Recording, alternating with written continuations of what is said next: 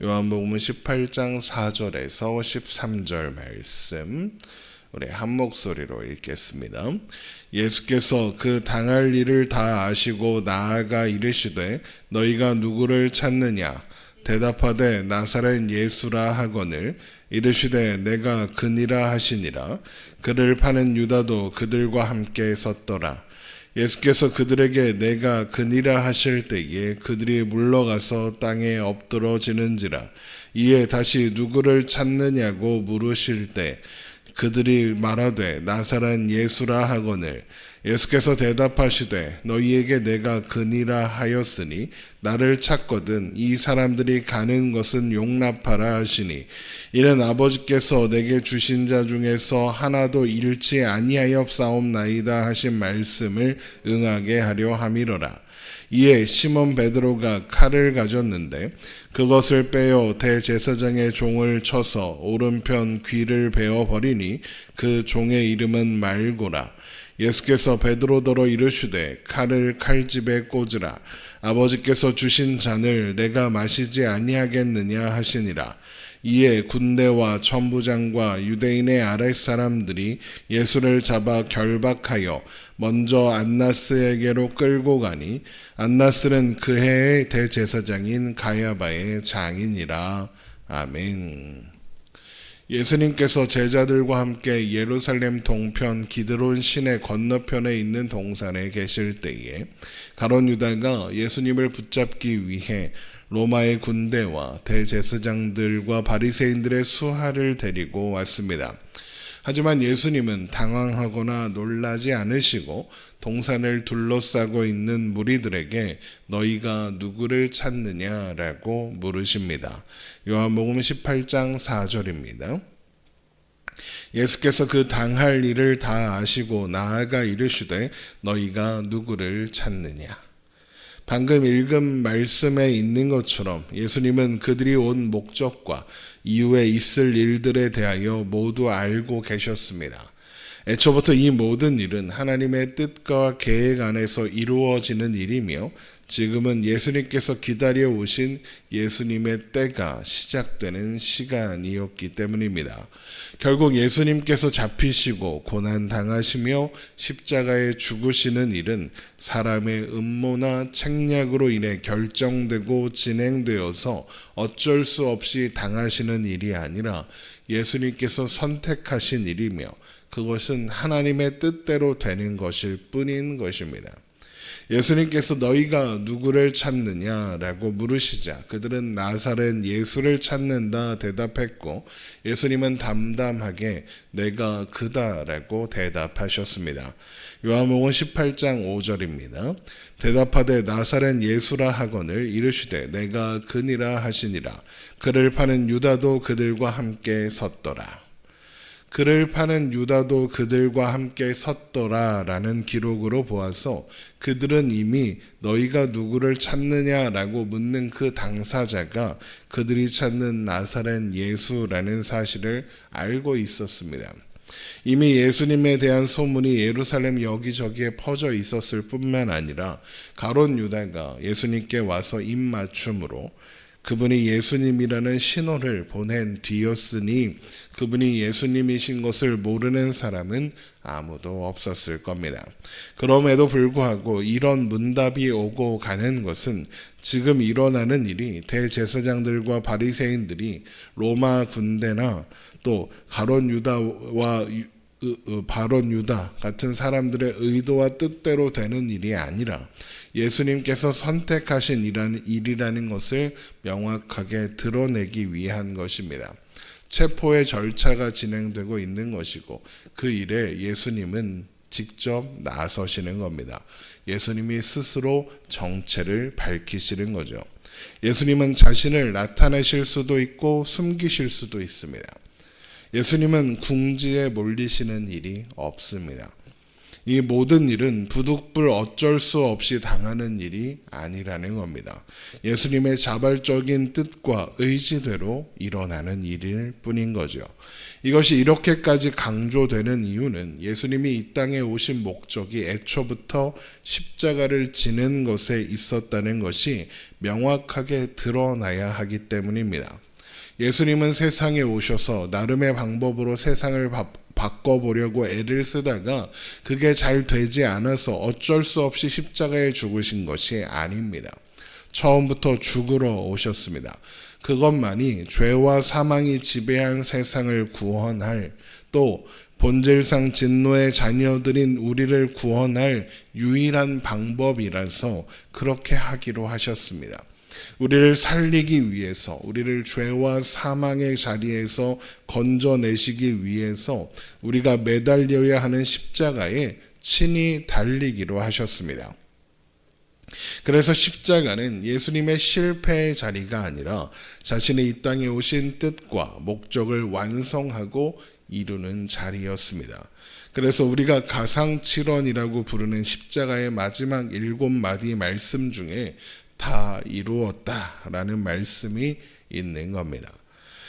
이 모든 일이 사람의 음모와 책략에 따라 이루어지는 일이 아니라는 것은 그 다음 장면을 통해서도 다시 한번 드러납니다. 예수님께서 내가 그다라고 대답하시자 예수님을 잡으려고 왔던 그 수많은 사람들이, 로마의 군대가 물러가서 땅에 엎드러졌다는 겁니다. 요한복음 18장 6절입니다. 예수께서 그들에게 내가 그니라 하실 때에 그들이 물러가서 땅에 엎드러지는지라. 로마의 정예병들이, 성전 경비대들이 예수님의 말씀 한마디에 마치 더 큰 군대 앞에서 정복당하기라도 한 것처럼 땅에 넘어진 겁니다. 이것은 아무리 강한 군대가 강한 무기로 무장하고 예수님을 공격하려고 해도 예수님은 단 한마디의 말씀으로 무너뜨리실 수 있다라는 것을 드러내시는 장면입니다. 아무리 많은 군대가 와도 예수님의 뜻과 의지가 없다면 예수님을 붙잡는 것은 불가능한 겁니다. 예수님은 그렇게 넘어져 있는 무리들에게 다시 한번 누구를 찾느냐라고 물으셨고 그들은 다시 나사렛 예수라고 대답합니다. 요한복음 18장 7절입니다. 이에 다시 누구를 찾느냐고 물으신데 그들이 말하되 나사렛 예수라 하거늘. 그러나 주님은 너희가 나를 찾는다면 이 사람들이 가는 것을 용납하라 이렇게 말씀하셨습니다. 요한복음 18장 8절입니다. 예수께서 대답하시되 너희에게 내가 그니라 하였으니 나를 찾거든 이 사람들이 가는 것은 용납하라 하시니. 여기에서 이 사람들, 가는 것을 용납하라고 하는 이 사람들은 예수님과 함께 있었던 제자들입니다. 그러니까 예수님은 지금 제자들을 보내시려는 거죠. 이것은 이제 있을 일들이 제자들이 함께 당할 일이 아니고 제자들을 위한 일이라는 것을 드러내는 장면입니다. 제자들은 앞서 어떠한 상황이 와도 예수님을 떠나지 않겠다고 목숨을 걸고 예수님을 지키겠다고 결의한 바 있습니다. 하지만 지금은 예수님의 때입니다. 예수님께서 홀로 감당하실 일이며 예수님만이 감당하실 수 있는 그런 일입니다. 그래서 제자들은 영원한 사망에서 해방될 수 있을 겁니다. 그들을 하나도 잃어버리지 않고 주님은 구원하실 겁니다. 그리고 그들을 영원히 보존하실 겁니다. 그러나 제자들의 때가 아직 이르지 않았기 때문에 그들이 예수님과 함께 고난을 당하게 된다면 그들은 속절없이 무너지게 될 것이고 그것은 그들의 마음과 영혼에 깊은 상처를 남기게 될 겁니다.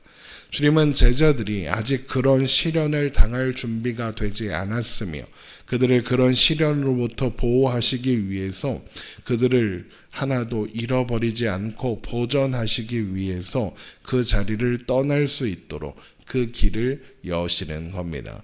요한복음 18장 9절입니다. 이는 아버지께서 내게 주신 자 중에서 하나도 잃지 아니하여 싸움나이다 하신 말씀을 응하게 하려 함이로라.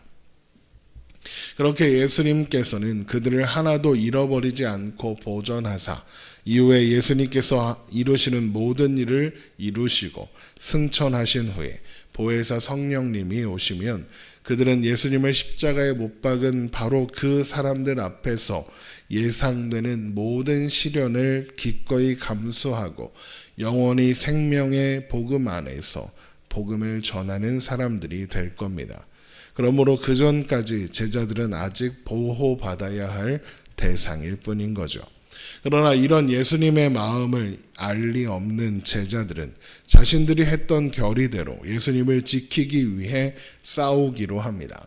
제일 먼저 행동에 나선 것은 시몬 베드로였습니다. 베드로는 가지고 있던 칼을 꺼내서 아마도 제일 앞에 서 있던 대제사장의 종 말고의 귀를 베어버렸습니다. 요한복음 18장 10절입니다. 이에 시몬 베드로가 칼을 가졌는데 그것을 빼어 대제사장의 종을 쳐서 오른편 귀를 베어버리니 그 종의 이름은 말고라. 이것은 이런 거죠. 가까이 오면 가만히 두지 않겠다. 건드리지 말아라. 예수님의 보호를 받아야 할 사람이 예수님을 보호하겠다고 나서는 장면입니다. 예수님의 뜻과 의지를 전혀 이해하지 못하고 있는 장면이기도 하죠.